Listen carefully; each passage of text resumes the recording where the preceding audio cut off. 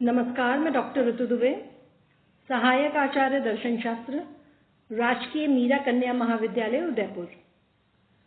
आज मैं BA final year philosophy के सेकंड पेपर धर्म दर्शन फिलॉसफी ऑफ रिलीजन को पढ़ाऊंगी और आज हम ईश्वर के अस्तित्व के लिए दिए जाने वाले प्रमाणों की चर्चा करेंगे।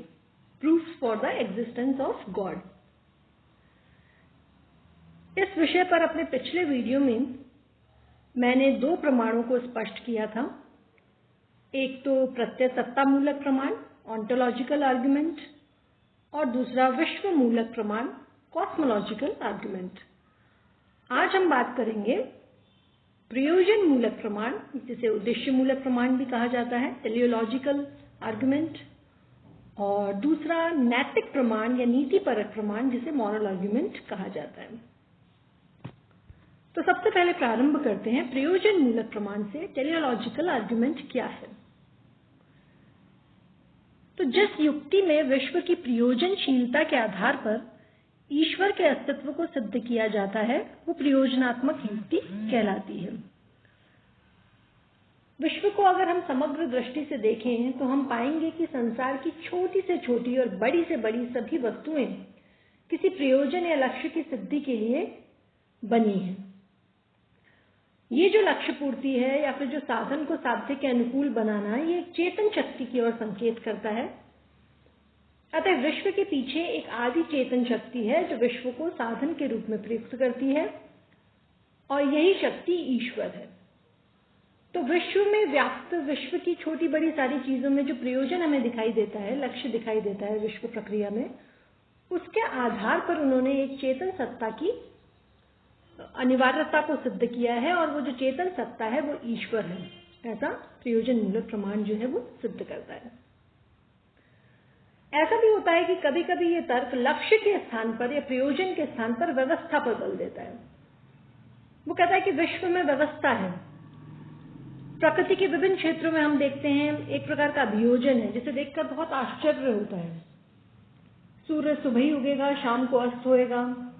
हर दिन हम देखते हैं कि हमारा हाथ कटता है, उससे खून निकलता है और समय के साथ ही बिना दवा के घाव अपने आप ठीक भी हो जाता है। हमारे शरीर में बहुत प्रकार के रोग उत्पन्न होते हैं और धीरे धीरे बिना दवा के अपने आप ठीक भी हो जाते हैं। ये सब क्या है? ये सब व्यवस्था का द्योतक है। तो विश्व में व्याप्ति ये जो व्यवस्था है, इसको देखकर ऐसा लगता है कि सभी वस्तुओं के अपने नियम हैं, अपना कोई उद्देश्य है। ये व्यवस्था किसी चेतन सत्ता की ओर इशारा करती है और वो चेतन सत्ता ईश्वर है। ऐसा प्रयोजन मूलक प्रमाण सिद्ध करता है। तो ये तो हुआ प्रयोजन मूलक प्रमाण क्या है, उसका तात्पर्य। अब हम देखते हैं कि प्रयोजन मूलक प्रमाण के विरुद्ध जो आपत्तियां की जाती हैं, वो मुख्य आपत्तियां कौन कौन सी हैं। जैसे एक आपत्ति तो ये की जाती है कि ये जो प्रयोजनात्मक युक्ति है, ये ज्यादा से ज्यादा सृष्टि के निमित्त कारण यानी एफिशिएंट कॉज को सिद्ध करती है।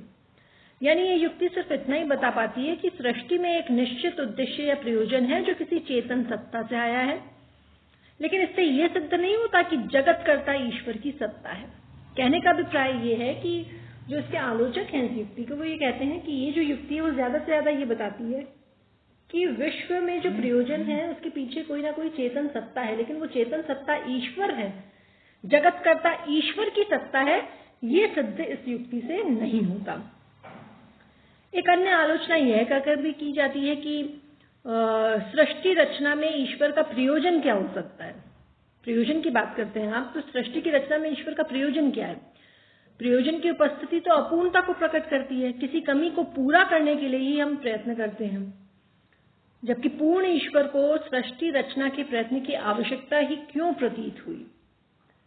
दूसरे शब्दों में कहूं तो ये आलोचना इस आधार पर की जाती है कि सृष्टि रचना में ईश्वर का प्रयोजन क्या हो सकता है। ईश्वर को तो आप पूर्ण ईश्वर कहते हैं ना, और जहां प्रयोजन है वहां पर तो कोई अपूर्णता होगी, कोई कमी होगी, तभी तो प्रयोजन होगा। पर ईश्वर तो पूर्ण है, तो उसे सृष्टि रचना के प्रयत्न की आवश्यकता ही क्यों प्रतीत हुई। ये कुछ मुख्य आपत्ति जो है वो प्रयोजन मूलक प्रमाण के विरुद्ध की जाती है। अब हम बात करेंगे नीतिपरक या नैतिक प्रमाण की, मॉरल आर्ग्यूमेंट की। तो ये जो नैतिक युक्ति है, ये धर्म और नैतिकता से इसका संबंध है। और बहुत ही लोकप्रिय युक्ति है। इस युक्ति में नैतिक आवश्यकताओं की पूर्ति के लिए ईश्वर को नीतिपूर्ण माना गया है। ऐसा कहा गया है कि ईश्वर के अस्तित्व के अभाव में नैतिकता की रक्षा असंभव है। ये युक्ति पूरी तरह से अनुभव मूलक युक्ति है। इस युक्ति के प्रमुख समर्थकों में कांट, न्यूमैन, सॉर्ले, मार्टिनो और रैशटेल के नाम उल्लेखनीय हैं। सबसे पहले अगर हम विचार करें कांट की जो नैतिक युक्ति है उस पर, अगर हम तो प्रसिद्ध जर्मन दार्शनिक कांट का कथन है कि ईश्वर का अस्तित्व हमारे नैतिक जीवन की अनिवार्य मान्यता है। हमारे जीवन के परम लक्ष्य या परम श्रेय में दो तत्व होते हैं, पहला है सदाचार और दूसरा है सुख। दोनों का स्वरूप भिन्न है, दोनों का दो संसार है। इन दोनों के समन्वय सूत्र के रूप में ईश्वर की मान्यता अनिवार्य है। ईश्वर ही सदाचार और सुख का प्रयोजन मूलक सामान्य आधार है। कहने का अभिप्राय ये है कि हमारी बुद्धि की ये मांग होती है कि जो सदाचारी व्यक्ति है उसको हमेशा आनंद और सुख की प्राप्ति होनी चाहिए, लेकिन प्राय ये देखा जाता है कि जो अपने कर्तव्य का पालन करने वाला सदाचारी व्यक्ति है उसको सुख या आनंद की प्राप्ति नहीं होती। ऐसी स्थिति में एक ऐसे सर्वशक्तिमान सर्वज्ञ न्यायाधीश की आवश्यकता होती है जो सदाचारी व्यक्ति को उसके सद्गुण के उपयुक्त आनंद प्रदान करे और दुराचारी व्यक्ति को उसके दुर्गुण के उपयुक्त दुख या कष्ट जो है वो प्रदान करे। तो ये युक्ति मानती है कि ऐसा जो सर्वशक्तिमान सर्वज्ञ न्यायाधीश है वो ईश्वर ही हो सकता है, जो कि सर्वज्ञ है, सर्वशक्तिमान है, सर्वव्यापक है। ईश्वर ही दुराचारी व्यक्ति को दुख और सद्गुणी व्यक्ति को आनंद प्रदान कर सकता है, जिसका कि वो अधिकारी भी है। तो इस प्रकार से उन्होंने कहा है कि दुराचार को दुख और जो सदाचारी है उसको आनंद से युक्त करने के लिए ईश्वर का अस्तित्व स्वीकार करना बहुत आवश्यक है। और इस प्रकार इन्होंने नैतिकता के लिए ईश्वर की अनिवार्य सत्ता को स्वीकार किया है। कांट की ये जो नैतिक युक्ति है बहुत ही फेमस है और नैतिक युक्ति प्रधान से कांट के नाम से ही जो है संबंधित है, लेकिन इसकी आलोचना भी बहुत हुई है। इसकी आलोचना में जो कहा जाती हैं कुछ आपत्तियां, उनमें से एक तो यह है कि कांट की युक्ति में ईश्वर का स्थान उलट दिया गया है। साधारणतः तो ईश्वर की प्राप्ति के लिए हम नैतिकता को अपनाना चाहते हैं। हम लोग नैतिक इसलिए होते हैं ताकि ईश्वर की प्राप्ति हो। नैतिकता साधन है और ईश्वर साध्य। लेकिन इस विचारधारा की अवहेलना ये जो कांट का नैतिक तर्क है वो करता है। इस तर्क में तो ईश्वर को साधन और नैतिकता को साध्य माना जाता है। ईश्वर की जो सत्ता है वो सर्वोच्च शुभ को अपनाने में सहायक होती है, यानी कि वो साधन है। इसलिए एक तरह से ये युक्ति ईश्वर को गौण स्थान प्रदान करती है, थोड़ा निम्न स्थान प्रदान करती है। एक अन्य आपत्ति ये भी की जाती है कांट के नैतिक तर्क के विरुद्ध कि केवल सुख के वितरणकर्ता के रूप में जो ईश्वर की धारणा इन्होंने मानी है वो उपयुक्त नहीं कही जा सकती। जैसा कि इस युक्ति का मूल आधार ये है कि जो सर्वोच्च शुभ है उसमें सदाचार और सुख दोनों का कॉम्बिनेशन होता है, समन्वय होता है, और सदाचार और सुख के समन्वयकर्ता के रूप में ईश्वर ही जो है वो कार्य कर सकता है। ईश्वर ही दुराचार के साथ दुख को और सदाचार के साथ सुख को स्थापित कर सकता है। तो इस प्रकार से जो सुख का वितरण करता है वो ईश्वर है।